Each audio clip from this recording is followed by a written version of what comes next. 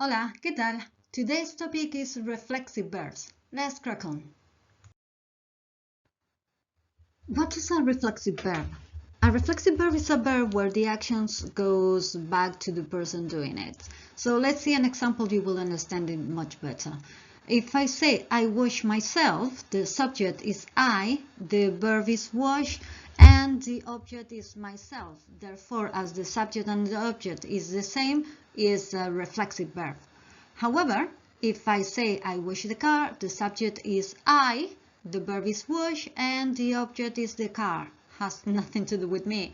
So the object and the object is not the same, therefore is not a reflexive verb because the action doesn't go back to the person doing it. This means that there are verbs that could be reflexive or non-reflexive. Let's see some examples.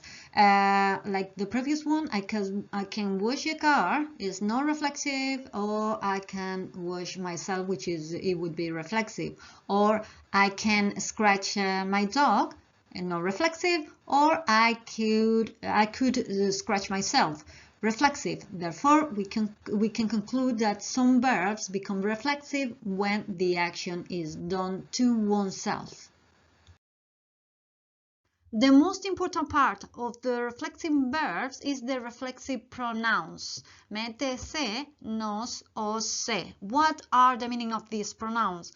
So it's not I, you, he, she. No. It means me, myself, te, yourself, se, himself or herself, nos, ourselves, os, you, all yourselves, and se, themselves.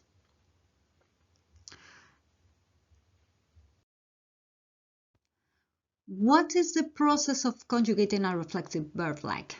Well, we need to use the usual two-step process, namely, drop the ending, but notice that this time not only do we need to drop ayer, but also se, and add the right ending. Therefore, it would be yo ducho. However, as this is a reflexive verb, you need to place the reflexive pronoun directly before the verb. It would become yo me ducho. I shower myself. We need to repeat this process with every person.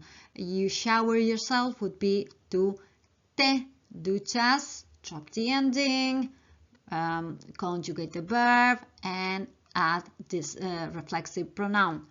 Drop the ending, él se ducha, nosotros nos duchamos. Again, you all shower yourself, vosotros os ducháis, and they shower themselves, ellos se duchan. Let's see more examples.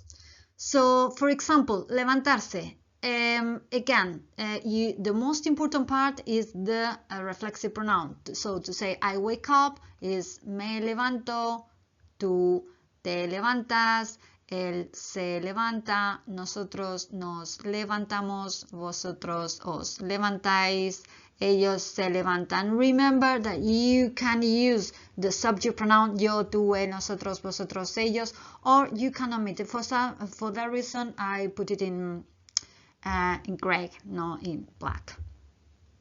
Let's see another example. Example, vestirse. Not only do this verb is reflexive, but it's also irregular. So let's see how it works.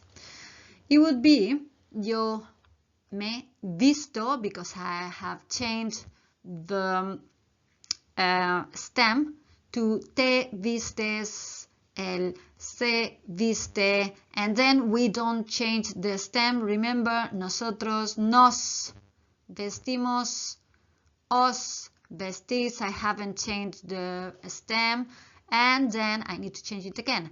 Se visten. Let's see another example with the irregular verb. divertirse, where the stem E becomes IE, to have fun. Here we go.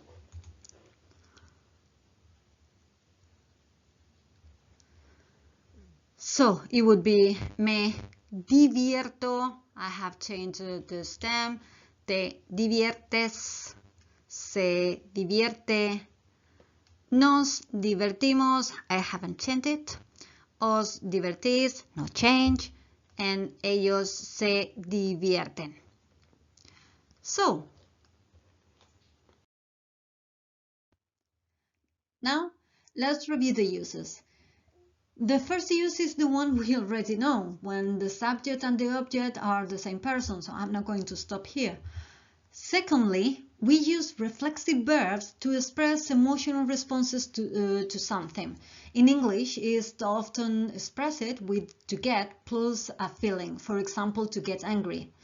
This describes the process of becoming angry, and in Spanish, we express it with a reflexive verb. For example, me enfado rápidamente, I get angry quickly.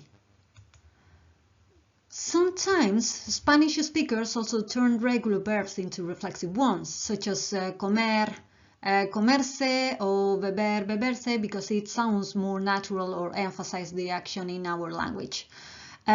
You can say como el pastel, but it doesn't sound natural. It's more natural for us, me como el pastel. So we can do it with some verbs, for example, like comprarse, because if you buy a dress for yourself or a t-shirt, it's more natural to say me compro una camiseta.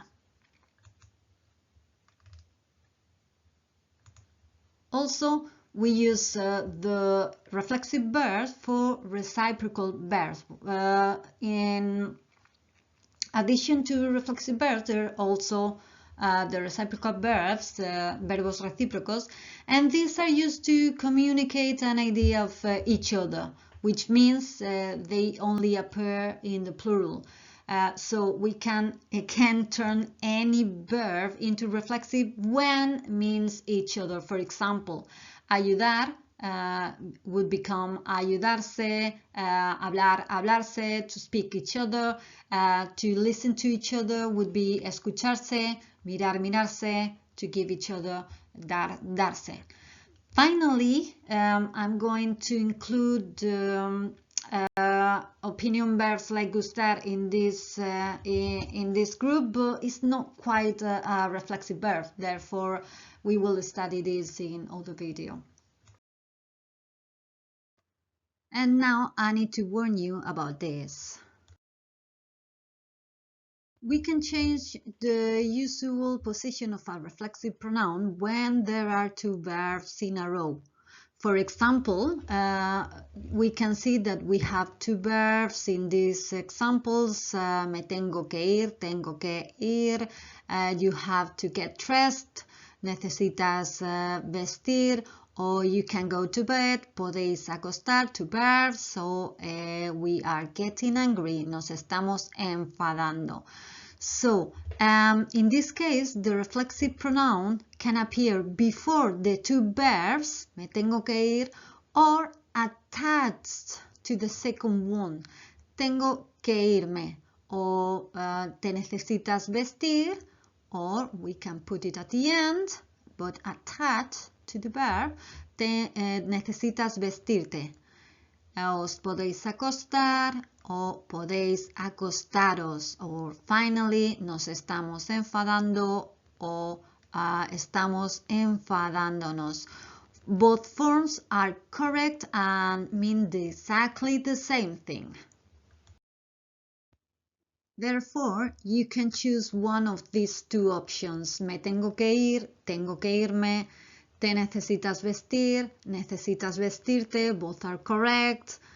Se pueden acostar, pueden acostarse. Nos estamos enfadando o estamos enfadándonos. Last but not least, I need to remind you that sometimes when we turn a regular verb into a reflexive one, the meaning changes. Here are some examples. This is not an exhaustive list, but I'd like you to pay special attention to the verbs ir, and irse. Ir is to go, and in Spanish, if you use this verb, it is grammatically mandatory to say where, voy a. And its reflexive form, irse, to leave or abandon a place. In this case, you can say where you go, or you can just say me voy. Where? Not your business. So you don't need to say where. And finally, the trickiest, quedar, and its reflexive form, quedarse. Quedar, to meet. Quedarse, to stay. In my experience, these two often throw my students out. So, quedar, to meet. Quedarse, to stay. Quedar, to meet. Quedarse, to stay.